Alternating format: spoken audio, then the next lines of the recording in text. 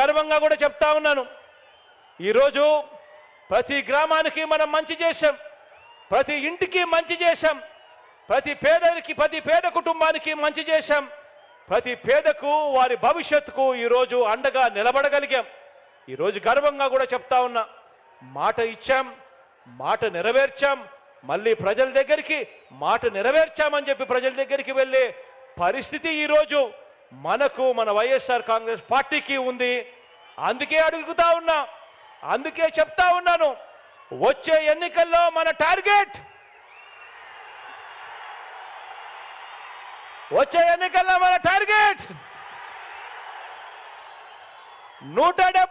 175 అని అడుగుతా ఉన్నాను.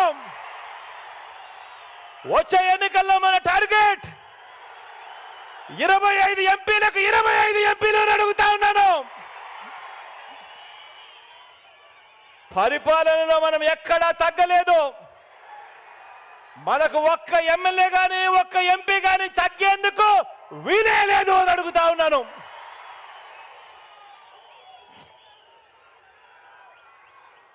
ఇది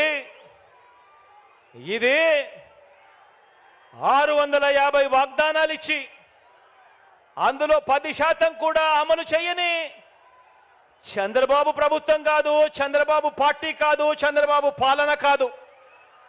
ఇది ఏకంగా 99% వాగ్దానాలు అమలు చేసి మరి ప్రతి ఇంటికి వెళ్ళి మేనిఫెస్టో చూపించి ఆ అక్క చెల్లెమ్మల ఆశీస్సులు కోరుతా ఉన్న మన వైఎస్ఆర్సీపీ పార్టీ. అటు టీడీపీ, ఇటు వైఎస్ఆర్సీపీ, అటు పెత్తందారులు, ఇటు పేదవాడు.